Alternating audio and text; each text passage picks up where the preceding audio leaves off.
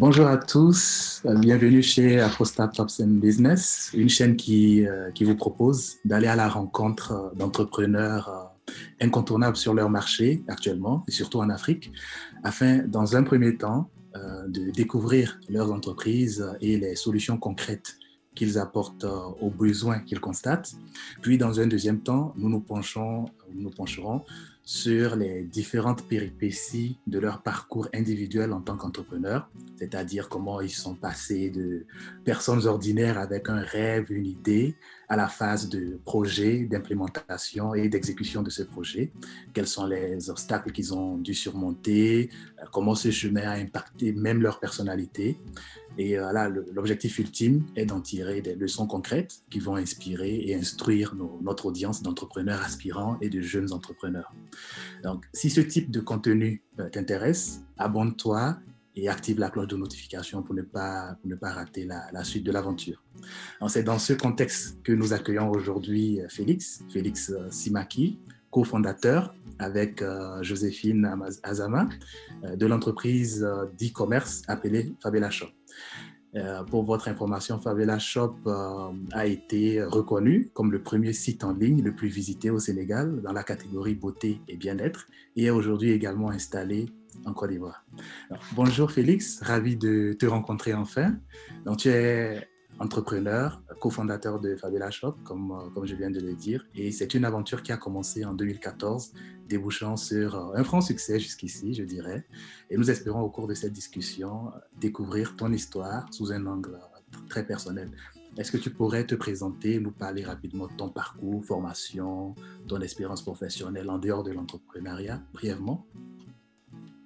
Bonjour, et déjà merci pour l'opportunité que vous accordez à ma personne et aussi à toute votre audience. Ça va sûrement permettre à plein de personnes de savoir comment ça se passe réellement dans le monde de l'entrepreneuriat. Comme tu l'as si bien dit, je m'appelle Félix Simaki, je suis cofondateur de Favela Shop. Actuellement, j'ai 29 ans. Je suis à la base venu au Sénégal pour poursuivre mes études dans le domaine de l'expertise comptable. En réalité, j'ai bouclé tout mon cursus. J'étais même en train de débuter le dernier palier pour l'expertise. J'avais fini le master, le diplôme supérieur comptable, tout ce qu'il fallait faire pour, en tout cas, devenir expert comptable. Mais parallèlement à mes cours, en 2014, moi et Joséphine, on a eu l'idée déjà de se débrouiller tout seul. En vrai, c'est parti comme ça parce qu'on se disait, oui, on était en, je pense, troisième année, et on voyait plein de nos grands frères qui, à la fin de leur master, se plaignaient du fait qu'ils n'avaient pas de stage automatiquement, qui avaient des difficultés à s'insérer. Donc, on s'était dit, là, actuellement, on n'a pas de soucis, on n'a pas vraiment de problème, on est étudiant, nos parents continuent de nous envoyer des sous. Pourquoi on va attendre la fin de notre formation avant de commencer à réfléchir sur comment sera notre avenir? Donc, ce qu'on a dit, c'est que, OK, chacun prend ce qu'il sait faire ou du moins ce qu'il aime faire. Et du côté de Joséphine, elle adore tout ce qui est cosmétique, tout ce qui est beauty, tout ce qui est produit de beauté. Et moi, je suis passionné par tout ce qui est digital. Donc, on s'est dit, OK, on rassemble toutes deux nos passions et on crée quelque chose, ce qui a donné naissance à Favela Shop, une boutique en ligne spécialisée dans tout ce qui est produits de beauté. En gros, c'est comme ça a débuté avec Favela Shop. Wow. C'est plutôt très, très intéressant comme début. C'est fascinant parce que au départ, en effet, quand j'avais lu que tu as fait de la comptabilité, gestion, je pouvais plus ou moins voir comment on peut rattacher ça à l'entreprise que vous avez montée. Mais je me disais aussi en même temps, rien ne vous prédestinait forcément à cela. Donc là, je vois un peu déjà l'idée sous-jacente. Et donc, comme je disais, l'entreprise, c'est pas mal de succès. Donc, si je comprends bien, l'idée est venue de vous deux, c'est-à-dire c'est votre duo qui a été donc à la base de ce projet. Et j'imagine que vous avez dû surmonter quand même pas mal d'obstacles pour commencer. Parce que, par exemple, pourquoi ne pas se lancer dans une entreprise physique et se lancer en ligne plutôt? Donc, et quand vous êtes lancé, étant donné que donc à la base tu as fait donc de la comptabilité, gestion, est-ce que c'était facile de prendre en main le côté électronique, informatique et tout le reste? Je ne vais pas dire qu'on a eu de la chance, mais en fait, les deux cofondateurs ont la particularité d'avoir plein de choses à apporter au business. Moi, je suis passionné par tout ce qui est informatique, tout ce qui est IT, tout ce qui est gestion de par ma formation. Joséphine, par la beauté, mais également, elle a fait une formation en gestion de projet. Donc, en réalité, niveau compétences, je ne vais pas dire managériales, niveau compétences de gestion, on n'avait pas de soucis en tant que tel. Ce qu'il faut également savoir, c'est qu'on a choisi de lancer le business en ligne parce que, à la base, comme je vous l'ai dit au départ, on est venu au Sénégal pour étudier. On était toujours en formation, en cours du jour. Donc, on ne pouvait pas laisser les cours et se lancer dans une activité donnée. Donc, le truc le plus facile à faire sur le coup était de lancer quelque chose en ligne. Un site internet, c'est vite fait. La gestion des commandes, vous pouvez la faire sur votre téléphone. La nuit, vous pouvez gérer tout ce qu'il y a à gérer. Donc, en fait, le tout pour nous était de faire quelque chose qui allait être facilement gérable pour quelqu'un qui a une autre activité ou bien qui a son temps consacré à autre chose. C'est la principale raison, je pense, qui nous a attirés sur ce plan-là. D'accord, oui, ça a du sens. Donc là, j'imagine que est-ce que vous avez commencé directement sur le site ou vous êtes peut-être vous avez commencé sur Facebook ou une autre... Dès le départ, l'idée était le site. On a lancé Favela Shop en octobre. Mais si vous cherchez, vous verrez que le nom de domaine a été acheté même en août. On a commencé les premières semaines, on était obligé parce que le site n'était pas encore opérationnel. On a commencé sur Facebook, mais je pense après 2 mois, ou tout au plus 2-3 mois, on est passé automatiquement au site. Donc, dès le départ, c'était parce qu'on voulait faire les choses proprement. Parce que déjà, quand on a commencé, c'était très timide, j'avoue, mais c'était compliqué à gérer. Si vous gérez votre business uniquement sur Facebook, vous allez vous rendre compte que, OK, là, j'ai 10 commandes, 11 commandes, mais le tout se fera toujours manuellement. Parce qu'il faut rentrer dans des conversations, retrouver ce que la personne a commandé, quelle quantité a livré où. C'était très fastidieux. Alors qu'on voulait vraiment gagner en temps et optimiser tout ce qu'on pouvait faire assez rapidement. C'est ça, oui, parce que ça peut être un vrai défi pour la gestion de stock et vous pouvez avoir plus de commandes que vous ne pouvez honorer selon ce que vous avez. Exactement. D'accord. Et ça, quand vous avez lancé, disons, quand vous êtes lancé donc en octobre, ça a pris à peu près combien de mois pour que vous soyez déjà convaincu que, OK, là, vous êtes sur quelque chose, vous êtes sur un projet qui va donner du bon résultat? Parce que tu as mentionné qu'au départ, c'était un peu timide. C'est au bout de combien de mois ou de semaines que... Je dirais que j'y ai jamais réellement pensé. Le fait est que quand je dis au départ c'était timide, c'est parce que banalement, on a commencé le business avec à peine 5 produits, 4-5 produits. Donc, ce n'était pas une grande offre qu'on avait au départ. On s'était dit, OK, on est togolais, qu'est-ce qu'il y a ici sur le plan de la beauté qu'on n'a pas, tu vois. Donc, en fait, on a commencé vraiment sur du très basique. Et comme il y a deux types, je vais dire qu'il y a deux types d'entrepreneurs. Il y a des personnes qui sont dans le besoin de réussir tout de suite. Il y a des personnes qui, on va dire, analysent le marché, essaient de trouver ce qui va passer. On était plus dans le second volet. Parce que si vous cherchez un résultat immédiat, là, en fait, vous mettez une pression un tout petit peu trop par rapport à ce qu'il faut faire. Donc, quand on a commencé, on n'était pas trop sur le résultat immédiat. On était sur, OK, est-ce qu'on peut répondre à un besoin? Parce qu'il y avait des choses dans notre pays qui n'avaient pas à la base au Sénégal, donc il fallait les ramener ici. Par rapport à la question que vous avez posée, je dirais, on a commencé en octobre. Je dirais déjà au cours de l'année 2015, on a compris qu'il y avait quelque chose à faire. Parce que même si c'était, on va dire, on commençait, il y a des personnes qui nous considéraient déjà comme concurrents.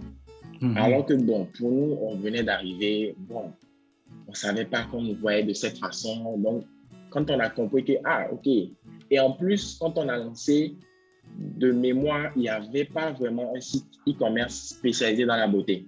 Il y avait beaucoup de pages, beaucoup de comptes Instagram qui peut-être étaient sur le créneau, beaucoup de boutiques physiques, mais très peu, voire pas du tout sur ce qu'on faisait. Donc, ça nous a vraiment motivé à aller à fond dessus. Oui, d'accord. En effet, là, tu as anticipé une question que j'avais parce que je comprends que, par exemple, la cofondatrice Joséphine comprenne le besoin qu'il y a plus ou moins dans l'entourage pour les produits de beauté et de bien-être et qu'ensemble, vous pouviez faire quelque chose. Mais je voulais savoir si c'est juste le ressenti qui avait motivé le lancement du projet où vous avez fait une véritable étude de marché. Mais là, selon ce que j'ai compris, vous êtes directement passé à l'action et disons, les premiers produits à vendre, c'était déjà une expérience sur le marché pour voir quelle était donc l'étendue du besoin. Oui, exactement. Parce que dès qu'on a commencé, je vais aller dans du concret. Au Sénégal, vous connaissez ce qu'on appelle de la pierre d'Alain? Oui, la pierre d'Alain, oui. On en a dans les pays côtiers, Togo, Bénin, Ghana, Côte d'Ivoire. Mais au Sénégal, il y en a, mais ce n'est pas vraiment connu. Alors que ça a plein de vertus. Donc, basiquement, c'est des produits sur lesquels on a commencé. On s'était dit, oui, peut-être le Sénégalais lambda ne connaît pas, mais les expatriés déjà, ou les personnes qui viennent d'autres pays qui sont intéressés par le produit peuvent vouloir en acheter. Donc, on a commencé sur des petits produits recherchés mais rares ici.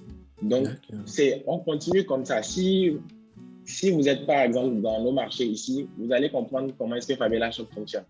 On ne vend pas. Il y a des produits qu'on vendait en 2016 qu'on ne vend pas maintenant. Tous les produits qu'on vend sur notre site sont tout le temps testés. Tous les produits ont une durée de vie sur notre plateforme. Du moment où, par exemple, le produit, je dis n'importe quoi, vous pouvez le retrouver partout dans Dakar, nous, on n'a plus aucun intérêt de le vendre. On passe à autre chose. On est sur ce qui est demandé, ce qui fait que le gros du travail, c'est toujours de rechercher ce qui est bien, ce qui peut convenir à notre marché. Toutes les semaines que Dieu fait, sur notre site, on crée toujours de nouveaux produits parce qu'il y a toujours de nouveaux produits qui rentrent et d'autres qui sortent. Donc, c'est sur ce fonctionnement-là perpétuel de toujours, je ne dirais pas innover, mais de toujours apporter quelque chose de différent, de rare. Sur le marché. Oui.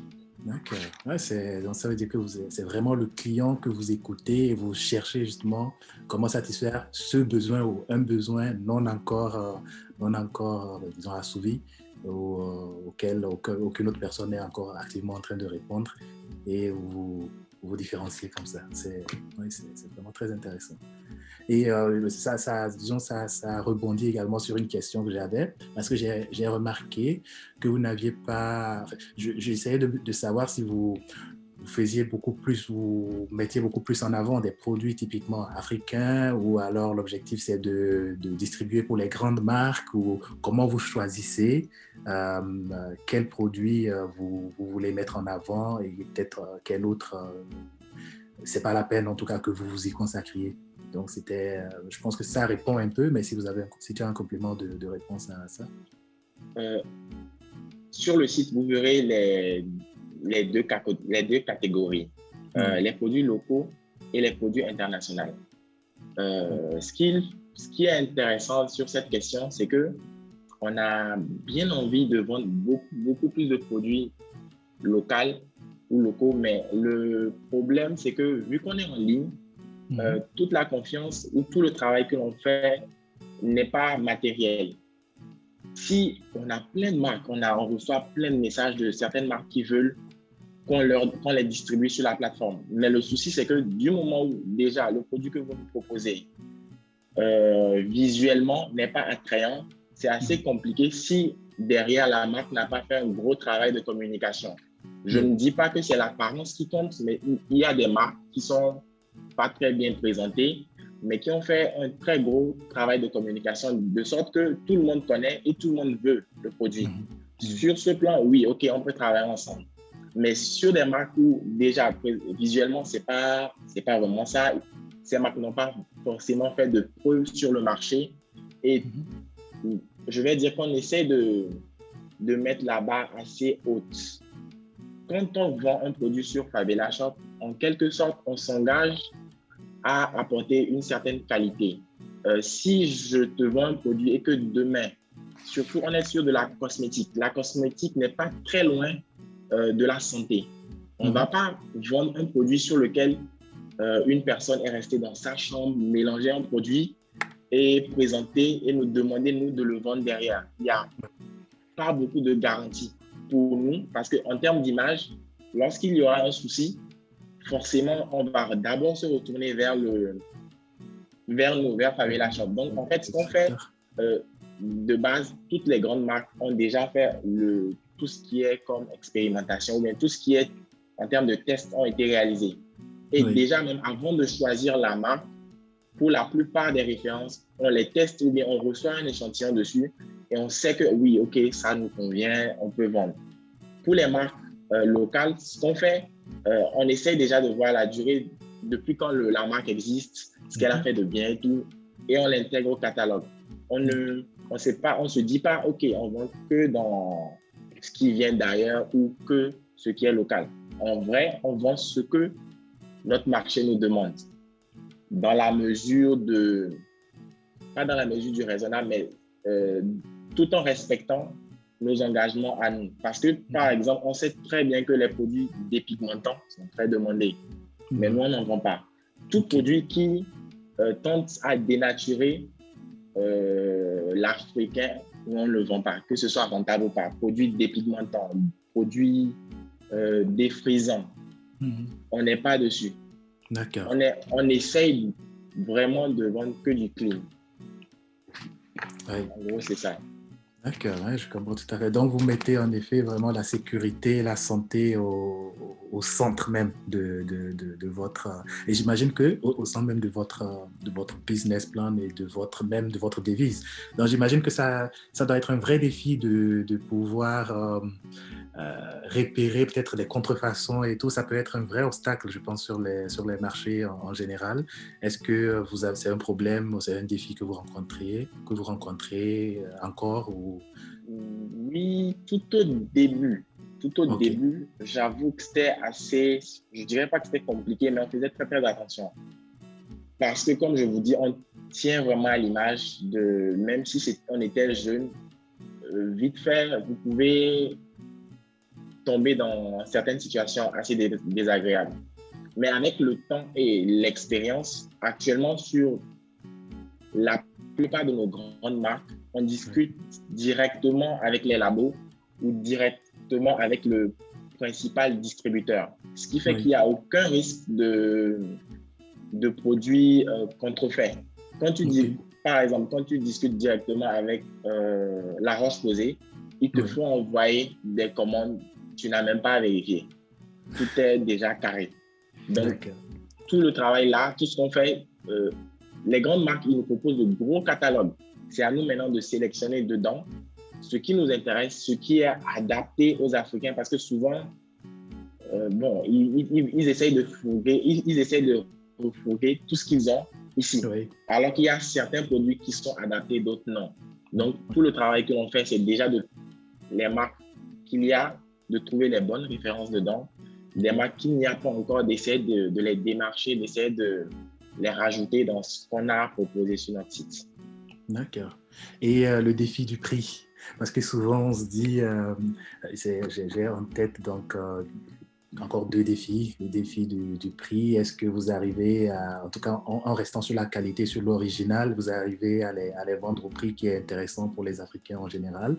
Et également, quels sont les défis que vous avez rencontrés pour la livraison? Parce que commander en ligne et se faire livrer, est-ce qu'au niveau de la logistique, c'est quelque chose qui marche facilement, le paiement comme la livraison sur place?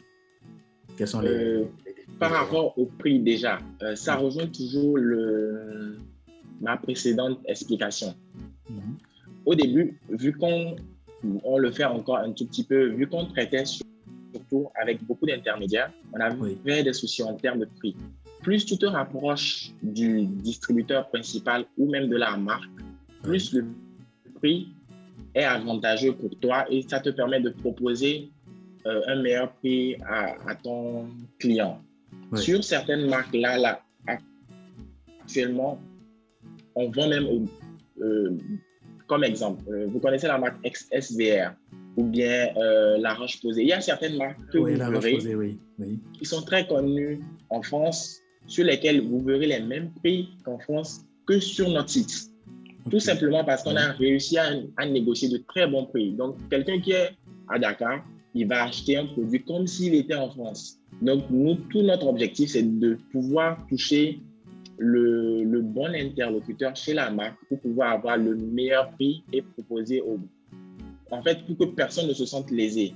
Donc, sur ce plan, en fait, si vous achetez un truc à 10 € en France, vous allez retrouver peut-être chez nous pratiquement à 6 500 ou 7 000, pratiquement au même prix, comme si on n'avait pas eu de transport derrière. De plus-value, alors que c'est de longues négociations et certaines contraintes qui nous permettent d'avoir ces prix-là. Donc, en termes de prix, c'est le gros du travail que l'on fait tous les jours. Repérer de bonnes marques, de bons produits, négocier, tirer en longueur pour pouvoir avoir toujours, on va dire, la meilleure offre à proposer. Maintenant, en termes de livraison, vous parlez de livraison le dernier kilomètre ici, sur Dakar, lorsque le client commande. Oui, c'est ça. La personne donc va visiter votre site, passe sa commande et c'est à vous donc de vous organiser pour qu'elle reçoive son colis. Et comment est-ce que ça se fait concrètement et quels sont les défis que vous avez dû relever, peut-être pour rendre ça plus harmonieux et même maintenant élargir vers un autre pays, vers la Côte d'Ivoire? Les défis, j'avoue que c'était je ne vais pas dire compliqué. Quand on a commencé, au départ, on livrait nous-mêmes. Sans blague, on livrait nous-mêmes. Oui. Wow. Ce qui fait qu'aujourd'hui, je maîtrise Dakar. Franchement, je ne sais pas quel quartier de Dakar, moi, je ne connais pas. Je maîtrise totalement Dakar. On a livré partout. Et le plus drôle dans l'histoire, c'est qu'on ne livrait pas en scooter, on livrait en bus.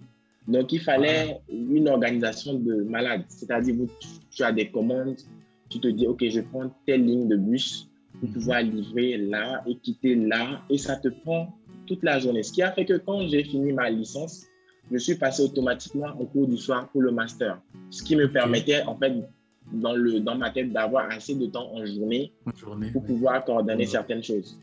Et moi et José, par exemple, on était, peut-être sans trop m'avancer, on était pratiquement les premiers à inventer, en guillemets, ce qu'on appelle point de retrait sur Dakar. Ce qu'on a fait, c'est qu'on s'était dit, livrer, c'est compliqué. Quand tu as 10, 15 commandes à livrer, la journée en bus, c'est très difficile. Donc, ce qu'on s'était dit, c'est que, OK, ce qu'on fait, c'est qu'on dit à nos clients que les mercredis à midi, au niveau du Casino Sam, c'est une adresse assez connue sur Dakar. Au niveau du Casino Sam, vous passez, vous récupérez gratuitement vos commandes. Donc, ce qu'on faisait, c'est qu'au lieu, on ne bouge pas trop.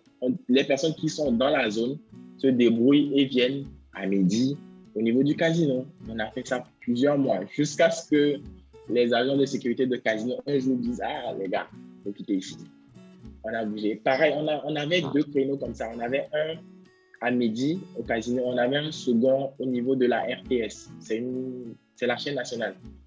Par chance, la chaîne nationale était en face de notre école, le César. Donc, en fait, comme j'étais en cours du soir, on disait, OK, à 17h, vous passez récupérer toutes les commandes. Le temps de vite libérer les commandes et de passer en cours directement. Donc, au début, c'était comme ça qu'on fonctionnait parce qu'on savait pas, parce qu'on ne pouvait pas prendre un livreur parce qu'on ne pouvait pas le rémunérer directement. Et aussi, on avait une certaine appréhension. Donc, au fil des mois, on a fini par trouver des partenaires en termes de livraison sur lesquels on a tout déchargé. Il y a commande, on les appelle.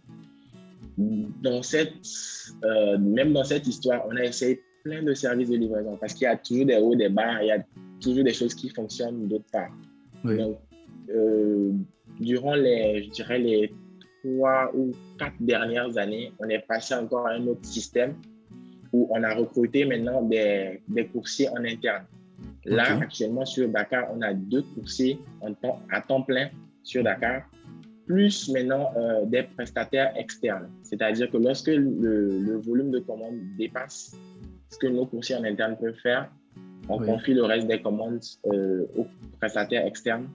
Et tout ce qui est commandes à livrer hors de Dakar, hors de la région, en fait, sont confiées aussi à un autre prestataire. Donc, actuellement, c'est de cette façon-là qu'on fonctionne.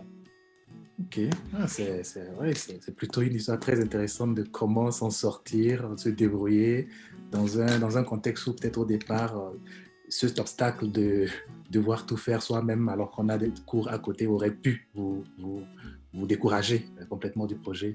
Mais c'est très inspirant de voir comment vous avez contourné le problème. Et donc, l'entreprise a un effectif de combien de personnes au total à l'heure actuelle? À l'heure actuelle, je pense qu'on est 9 au total. 9, d'accord. Oui. Et vous arrivez tous les deux, cofondateurs, à ne vivre que de l'entreprise ou vous avez encore vos postes de salariés à côté? Oui et non. Oui et non, parce que Joséphine, elle, actuellement, elle bosse dans une banque de la place. Mais moi, je vis totalement de ça. Elle aussi, elle peut bien vivre totalement de ça, mais c'est juste un choix. Je me dis juste, peut-être, c'est pour le moment. Peut-être d'ici quelques temps, mais on en vit largement. Si on réussit à payer 9 salariés en fin de mois, c'est qu'on peut en vivre. Oui, tant mieux. En tout cas, c'est très, très, très intéressant et très inspirant comme histoire. Ma deuxième, je pense que la dernière question, c'était le challenge peut-être le paiement. Comment est-ce que ça se faisait et comment ça se fait maintenant? Est-ce que c'est paiement à la livraison ou est-ce que tous vos clients ont forcément une carte bancaire parce que je sais que c'est quelque chose qui peut poser beaucoup de soucis, acheter en ligne en Afrique. Nous, on ne se casse pas la tête. Comme par rapport aux produits que l'on vend, on écoute le client. Donc, sur notre site, vous allez retrouver tous les types de paiements. Que le client veuille payer à la livraison, on exécute. Que le client souhaite payer par mobile money, on exécute. Si le client veut payer par carte bancaire, c'est aussi possible. Donc, actuellement, il y a tous ces modes de paiement sur le site. La plupart, par expérience, payent à la livraison. Je dirais dans les 75-80% des commandes que nous recevons sur la plateforme sont payables à la livraison et le reste en ligne, directement en ligne. Donc, on n'a pas, pour pouvoir avancer rapidement, on essaye de simplifier la tâche au client. On ne va pas lui dire, OK, chez nous, c'est uniquement un paiement en ligne. C'est un trop grand frein pour de jeunes entreprises comme la nôtre. Donc, on leur dit, OK, vous voulez payer par carte, pas de problème. On a un partenaire avec lequel on a réussi à implémenter tout ce qui est paiement en ligne, tout ce qui est sécurité, pour pouvoir rassurer les gens pour que le paiement se fasse sans problème. Vous voulez payer aussi en liquide à la livraison, pareil. On a des coursiers qui sont assez qualifiés pour pouvoir gérer tout ce qui est monnaie ou bien tout ce qui est paiement à la livraison. Donc, sur ce plan, on ne s'est pas coincé. On a ouvert la chose pour tout le monde. D'accord. Ouais, c'est très intéressant en tout cas de savoir comment vous avez pensé à ça et surtout pu trouver en tout cas la possibilité d'offrir des options aux clients. Et en effet, c'est ça qui compte, quoi, parce qu'on n'est pas les mêmes. Les gens ont des cartes, d'autres ont peut-être des PayPal ou d'autres moyens pour paiement en ligne, Paydunia et autres. Donc, là, c'est très intéressant. OK. Et là, donc, peut-être en termes pour le futur, donc vous êtes implanté en Côte d'Ivoire maintenant, vous êtes dans 2 pays. Quelles sont un peu les perspectives d'avenir pour vous? Est-ce que vous comptez vous implémenter dans toute la sous-région? Est-ce que vous avez toute l'Afrique en tête ou même le monde entier? Là, sur du très très court terme, Oui. On compte, on va dire, consolider notre arrivée sur la Côte d'Ivoire. OK. Parce que c'est un nouveau marché, les mentalités sont différentes de ce qu'on a pu constater au Sénégal. Les façons de fonctionner ne sont pas pareilles. Donc, là on est en 2021, sur du 2021, on travaille tous les jours à ce que là, on réussisse à se faire une bonne place sur le marché parce qu'il y a des acteurs avant même notre arrivée. En 2022, sans trop m'avancer, normalement, on devrait, si tout va bien, ouvrir aussi dans un autre pays. Donc, en fait, ce qu'on essaye de faire là maintenant, par rapport au modèle que l'on a, c'est, malheureusement, vu que la logistique africaine n'est pas encore au point, on ne peut pas avoir un seul point, c'est-à-dire avoir un seul entrepôt sur, par exemple, le Sénégal et faire expédier, je dis n'importe quoi, au Cameroun. Oui. C'est pas assez fluide, ça n'existe pas encore, c'est pas encore inventé. Donc, pour aller vite, pour ne pas demander à un client, OK, tu attends 1 semaine, 2 semaines, le temps qu'on trouve un envoi, on est obligé d'ouvrir pour pouvoir servir un pays, on est obligé correctement d'ouvrir dans ce pays-là. Là, actuellement, les gens commandent au Mali, on leur livre au Mali depuis le Sénégal, mais c'est un tout petit peu lent. Tu commandes, tu attends peut-être 1 semaine, voire 10 jours. Oui. Donc, ce qu'on veut faire là, après la Côte d'Ivoire, c'est ouvrir dans un autre pays francophone toujours, essayer d'aller progressivement sans brûler les étapes. On arrive dans un nouveau pays, on comprend. Je me dis qu'après 2-3 pays, à partir du moment où on va comprendre la recette qui fonctionne, là, très rapidement, vous allez nous voir partir. Très rapidement. Il faut juste apprendre. C'est l'une des raisons pour lesquelles les grandes structures, les grandes boîtes e-commerce ne sont pas vraiment en Afrique. Parce qu'à mon avis, ils ne maîtrisent pas et ne comprennent pas comment ça fonctionne. Sinon, clairement, vous alliez voir Amazon ici, vous allez voir Alibaba clairement en Afrique. Mais là, si vous remarquez bien, ils regardent, ils font des partenariats, ils observent de loin parce qu'ils ne savent pas comment ça fonctionne. Donc, à mon avis, c'est le moment ou jamais pour nous, Africains, parce qu'on vit dedans, de mieux comprendre qu'eux et de se positionner avant qu'ils n'arrivent.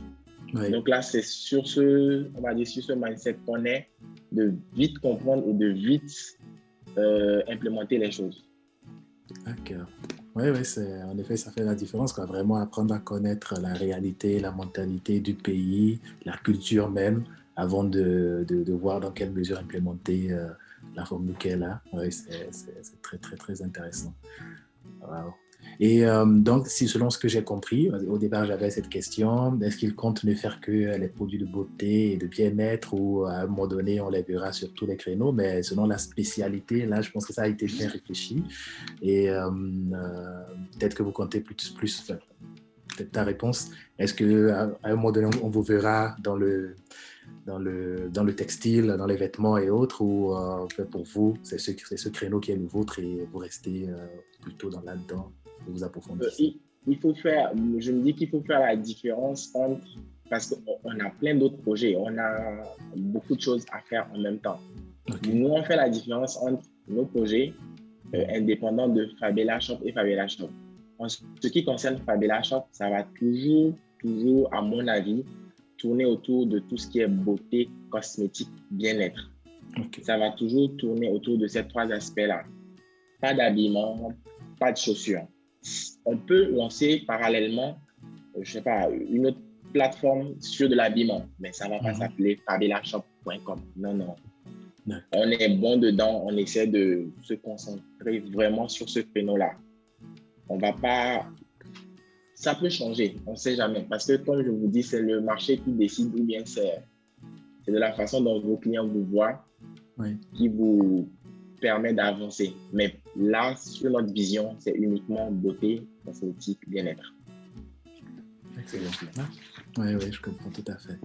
OK. Et peut-être si maintenant je reviens à votre parcours en tant qu'entrepreneur, ou à ton histoire, à toi en particulier, est-ce que tu as toujours, depuis l'enfance, rêvé d'être entrepreneur ou ce n'est que plus tard, en réfléchissant, que l'idée est venue? Je ne vais pas dire que j'ai toujours rêvé d'être entrepreneur. En fait, bizarrement, j'ai toujours rêvé de plein de différentes choses. C'est pas commun, j'avoue, mais j'aime toucher à plein de choses. Okay. Le site Fabella Shop, c'est moi-même qui l'ai fait. Sans aucune formation de base. Oui, sans aucune formation de base. Je fais des vidéos, moi-même je fais le montage, sans avoir de formation dessus. Je peux même te traiter un son actuellement sans avoir de formation dessus. Donc, je dirais, j'ai toujours, en tout cas, toujours rêvé d'évoluer dans tout ce qui est technique, digital, tout ce qui est, en tout cas, relié à un ordinateur. Ça, j'ai toujours aimé. Mais je ne sais pas pourquoi, bon, chacun ses raisons. J'ai pas fait une formation dédiée à ça. J'ai voulu faire ce qui se fait. OK, on dit, il faut faire un travail, il faut faire une formation comme ça parce que ton avenir sera garanti comme ça. Oui. J'ai suivi dedans, mais parallèlement, j'ai développé d'autres choses. Ouais, donc, je ne vais pas vous dire que j'ai toujours rêvé parce que il y a 10-15 ans, quand j'étais au lycée, je ne savais même pas ce qu'on appelait entrepreneur. J'étais là, j'évoluais comme tout le monde, mais j'avais des passions. Donc, ce sont ces passions-là. Dieu faisant grâce, quand tu as ton temps, tu te dis, ah, OK, j'ai bien envie d'apprendre ce truc-là. Je prends mon temps, OK, j'essaye et je m'améliore dedans. Bizarrement, c'est toutes ces petites choses qui nous ont aidés. Imaginez, si vous voulez lancer un site, vous n'avez pas de capital, vous n'avez rien du tout et que vous devez appeler un webmaster, appeler un infographiste, appeler un livreur. En fait, c'est tellement de freins que si toi-même, si vous pouviez retrouver notre site au départ, c'était moche. Mais au moins, on a lancé quelque chose. Et au fur et à mesure, on a amélioré pour avoir le rendu actuel. Donc, le fait qu'on ait eu plein de passions ou bien plein de choses qu'on a développées nous-mêmes, ça nous a permis d'économiser beaucoup au début et de grandir. Sans quoi, peut-être, ça n'aurait pas eu peut-être le même succès. Je ne sais pas. Ça, on ne pourra jamais le savoir. Oui, ou peut-être même que ça ne se serait même pas lancé, parce que si vous voyez tellement d'obstacles et il n'y a pas de financement pour lancer, ça devient compliqué de même se lancer finalement. Oui, donc la philosophie sous-jacente, c'est ne pas hésiter à avoir des passions, de s'entraîner. Enfin, quand quelque chose nous intéresse, on y va à fond, ça développe des compétences qui peuvent être très utiles plus tard. Et voilà, donc c'est un peu votre cas et c'est pas forcément dans le domaine de sa formation de base qu'on peut monter quelque chose qui va répondre à des besoins criants et très pertinents au quotidien. Et souvent on lit que la force d'une entreprise ou d'un projet, c'est surtout l'équipe. Donc, si vous deviez parler si tu devais nous parler de l'équipe que tu as constituée, là tu l'as déjà mentionné à plusieurs reprises, donc avec la cofondatrice, comment tu décrirais, disons, la philosophie même qui vous a permis de rester soudés et de pouvoir, que ce ne soit pas juste un projet de on veut le faire pendant un mois et après on abandonne et tout. Quelle était un peu peut-être la mentalité et d'où venait la persévérance? Parce que là, tu as également mentionné que le défi, même pour le financement, c'était un gros défi. Et comment vous avez tous les deux réussi à surmonter cela? On a surmonté cela par les conditions dans lesquelles on était. Elles sont simples. De base, on a eu la chance, on n'avait pas de soucis financiers à côté. c'est-à-dire qu'on n'avait pas à subvenir nous-mêmes à nos besoins. C'est une chance. Oui, Mais oui. à côté, on ne nous a pas donné le capital. C'est nous-mêmes, nos économies, c'est nous-mêmes, et on a commencé de combien? À peine 200 000. Ce n'était pas un gros montant. On a commencé de très petit. Donc, 200 les 000 francs, conditions c'est de ça. base, c'était on commence très petit comme ça, même si on se casse la tête, c'est combien on a perdu. On n'a rien perdu. Deuxième chose, c'est que vu que c'est notre bébé, en quelque sorte, c'est quelque chose qu'on a commencé dans notre chambre. Genre, c'est quelque chose qu'on a commencé comme ça, forcément, il y a la motivation derrière. Forcément, il n'y a pas de découragement. Il y a eu beaucoup de soucis. Il y a eu beaucoup de petites choses qui pouvaient, on va dire, fatiguer. Oui, Il y des a eu exemples. même des exemples. Oui, Quand j'ai fini, bon, ça c'est plus personnel, mais quand j'ai fini ma formation, oui. je ne pouvais pas dire à mes parents automatiquement, bon, là, bon, j'ai fini une partie, je laisse, je vais un peu chercher. Ce que j'ai fait, c'est que, OK, bon, pour ne pas frustrer ou bien pour ne pas paraître, je cherche le bon terme, pour ne Pour pas ne pas faire paraître, peur aux parents, faire peur. oui, ce que j'ai fait, j'ai commencé normalement dans une boîte. J'ai fait un Oui, stage, j'ai fait tout ce qu'il fallait faire. À la fois, j'étais dans, bon, je bossais, j'ai fait plein de boîtes. J'ai fait j'ai fait, je pense, 3 boîtes en tout. J'ai même fait une très grosse boîte, Philippe Maurice. C'était oui, ma dernière expérience oui. et j'ai laissé. Mais là, en fait, j'ai voulu au moins montrer aux parents que, OK, vous voyez là, j'ai commencé. J'ai essayé de faire ce qu'on a dit, mais ne vous inquiétez pas. En plus, il y a de petites choses, j'espère que les gens pourront comprendre. Il y a des petites choses, de petites victoires Mhm. qui encouragent dans le processus entrepreneurial. Exactement, oui. Quand on a commencé, on évoluait un tout petit à petit. Euh, on avait, à partir d'une certaine année, de petites entrées. On Oui. faisait des économies chacun.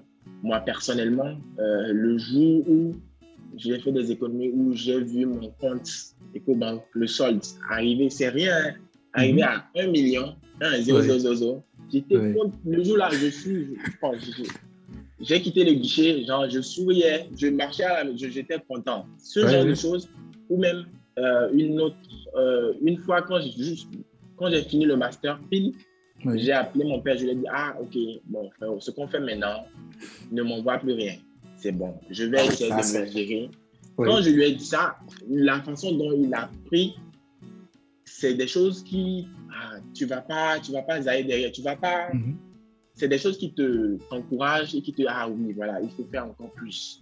Oui. Et ces Oui. choses-là, tu ne vas pas ramasser la honte après avoir 2 semaines après appelé ton nom.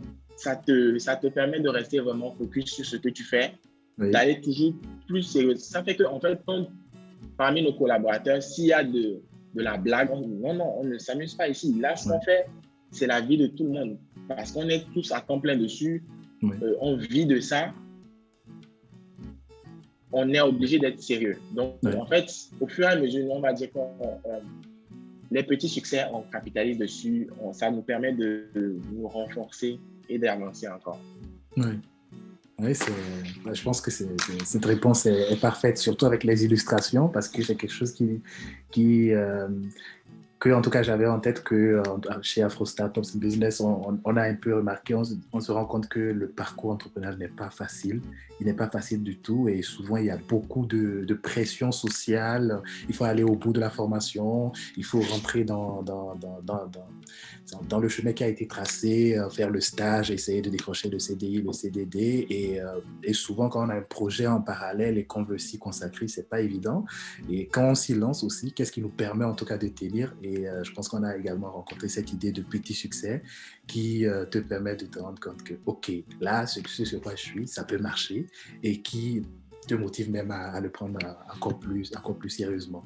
Et oui, c'était une très, très belle illustration de cela. C'est plutôt top. Et donc, là, en gros, actuellement, si tu dois donner des chiffres,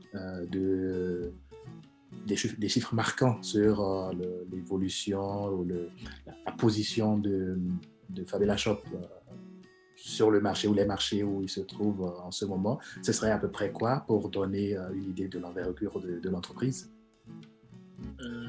En termes de trafic sur Dakar, sur le Sénégal, Oui. on est dans les plus de 60 000 visites par mois. Oui. C'est pas rien du tout, c'est pas du tout rien.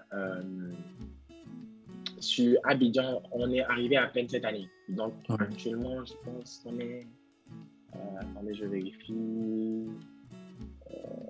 Est-ce qu'on a dépassé les 10 000? On est presque arrivé aux 10 000, mais pas encore. Pas encore. Mais en termes de trafic, c'est ça. 60 000 visites, ça...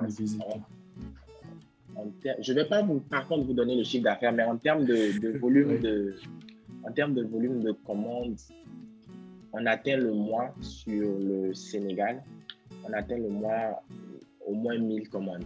Ce qui fait dans une trentaine, quand ça va bien, une cinquantaine la journée. Ah, c'est bien ça. À peu près. Oui. À peu près.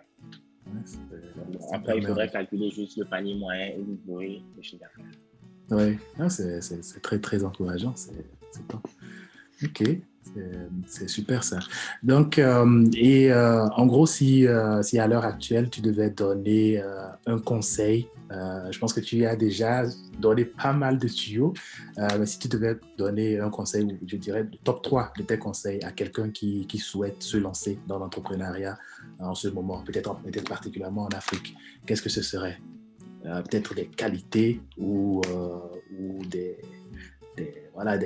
tuyaux sur les trucs auxquels il faut prêter attention pour pouvoir s'en sortir.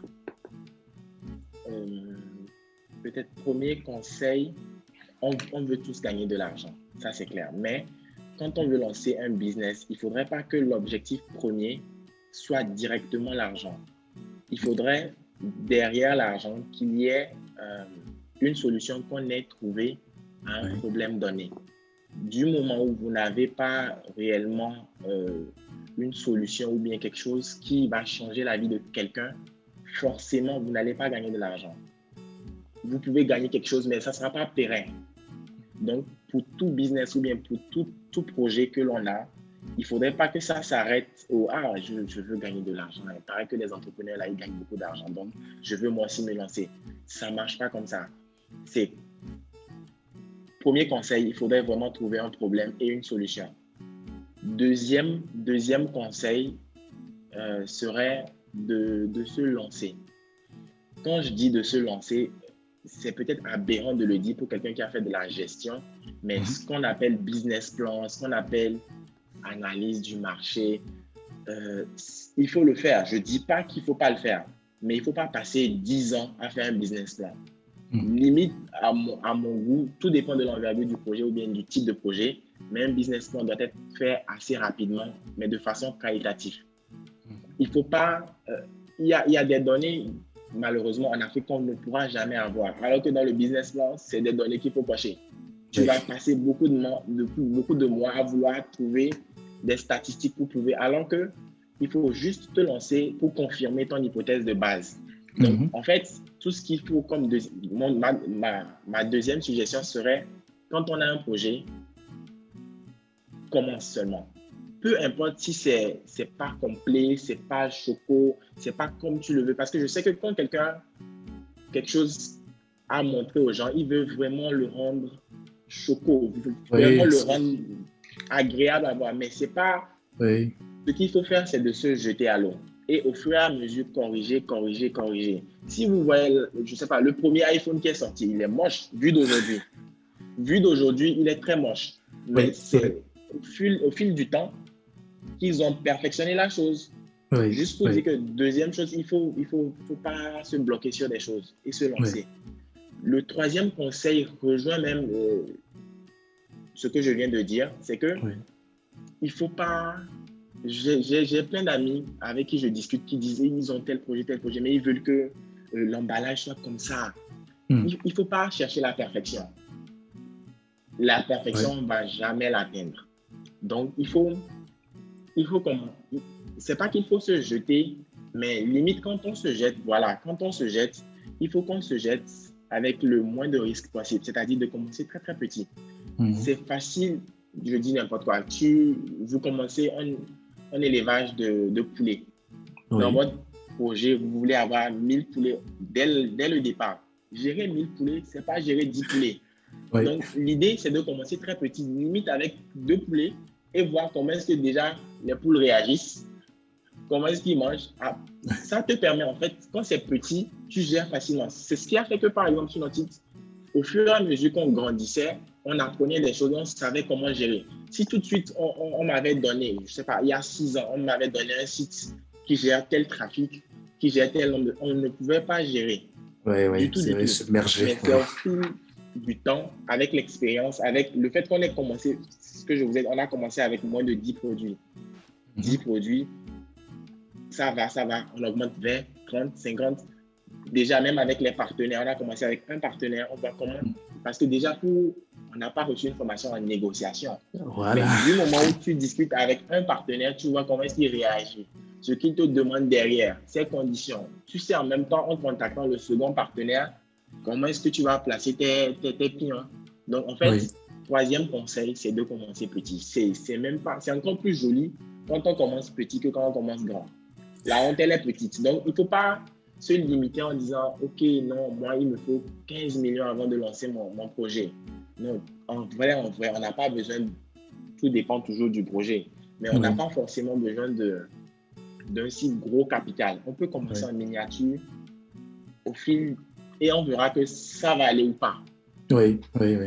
C'est à peu près les choses que je peux dire en termes de suggestions. Parce que bon, Oui, oui, oui, conseils, suggestions. Oui, ouais, c'est ça. En plus, tu en as donné pas mal quand même tout au long. Il ne faut pas hésiter à faire l'autodidacte. Il ne faut pas hésiter à y oui, aller en termes de passion. Il ne faut pas forcément laisser tous les obstacles. Il faut réfléchir au moyen de les contourner et même la personnalité. Il faut pouvoir peut-être prendre la vie à la fois au sérieux et à la légère. Et c'est une délicate combinaison, mais voilà, les petites victoires faisant. Non, c'est plutôt intéressant. Et de ton côté, si tu réfléchis maintenant rétrospectivement, je dirais, si ce projet n'avait pas marché, mais je pense que j'ai déjà un élément de réponse. Si ce projet n'avait pas marché, est-ce que c'est le parcours salarial plutôt ou il y aurait l'envie d'être entrepreneur en tout cas, c'est quelque chose qui est là et peut-être que tu aurais rebondi ou euh, vous vous seriez lancé dans un autre projet. oui, je pense. Franchement, je Est-ce qu'il y avait serais un sur plan un B? autre projet. Oui. Non, non, bizarrement, il n'y avait pas de plan B. Il n'y a, il y a jamais eu de plan B. Il y a un seul plan. Maintenant, sur les plans, bon, sur le plan qu'on a, il y a d'autres choses que l'on fait à côté. Oui. Parce qu'on veut être réellement indépendant financièrement, on veut réellement pouvoir subvenir aux besoins de nos familles, on veut Mhm. se mettre à l'aise. Donc, Oui. mine de rien, je suis sur Fabella Shop, mais à côté, je suis aussi consultant digital. Mhm. Bizarrement, vous voyez que c'est le fait d'avoir, on va dire, développé Fabella Shop a fait que quand je parle quelque part en termes de stratégie digitale, quand je parle en termes d'expérience e-commerce, j'ai de la voix. Oui. Je n'ai reçu aucune formation dedans. Il y a même certaines écoles qui m'avaient contacté pour donner des cours. Je n'ai reçu Mhm. aucune formation dedans. Tu Mais vois? en fait, c'est pour ça que je dis, le plus important, c'est toujours de développer sa passion. Du moment où vous aimez ce que vous faites, vous allez remarquer que ça va aller naturellement. Les Oui. choses vont venir d'elles-mêmes. C'est des choses que vous ne cherchez pas à la base, mais qui Mhm. vont venir à vous. Du moment où vous creusez ce que vous adorez faire. Parfait. Parfait, parfait. Là, je pense habituellement, nous avons une question que nous aimons poser pour boucler. C'est selon vous, selon toi, est-ce qu'on est entrepreneur ou on le devient? Mais je pense qu'encore une fois, on a peut-être des éléments de réponse à cette question.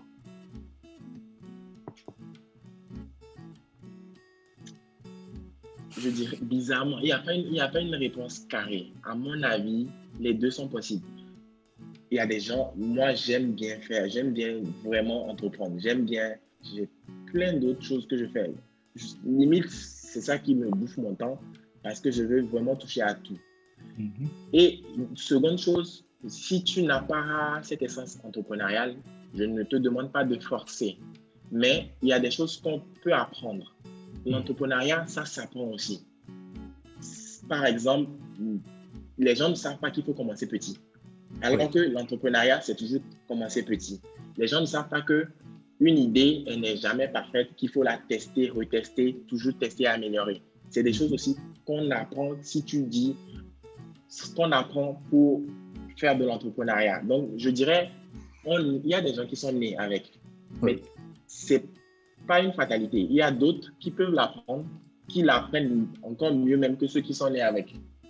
Les histoires de Cristiano, Messi, il y a des gens qui sont nés avec, il y a d'autres qui travaillent dur pour y arriver. Mais le résultat, il est pareil. Oui. D'accord, ouais, je pense que c'est une parfaite réponse et qui, comme tu l'as dit, il n'y a pas de fatalité, donc il y a encore de l'espoir pour peut-être les membres de notre audience qui pensent que je n'ai pas toujours eu le sens des affaires ou le sens de l'entrepreneuriat, ça s'apprend. Excellent. Donc là, où est-ce que sur les réseaux sociaux, où est-ce qu'on peut te suivre, où est-ce qu'on peut suivre l'activité de Fabiola Shop? Je sais qu'il est vous êtes sur Facebook, mais également sur quel autre réseau? Et sous quel nom? Sur Facebook, sur Instagram, sur Snapchat, il suffit juste de taper Fabiola Shop. Vous allez voir un logo rose, vert. Ou sur peut-être moi, ma personne, sur Instagram, vous allez trouver le clavier du digital. D'accord. Bon, à mes heures perdues, je parle un peu du digital. OK. En gros, c'est ça. Mais suivez surtout Fabiola Shop. D'accord, ça marche. On mettra tout ça dans la description. Et puis, voilà, à notre audience, si cette entrevue vous a plu, vous aimez ce type de contenu, abonnez-vous, cochez la cloche de notification et ne ratez aucune de nos prochaines interviews. Donc, merci beaucoup, Félix, pour cet échange très, très riche. Et je pense que ça éclairera, inspirera, motivera et instruira pas mal de personnes qui vont nous suivre. Et beaucoup de courage dans le processus d'évolution de Fabiola Shop et dans tous les projets annexes également. Merci encore pour le temps. Merci, c'est moi.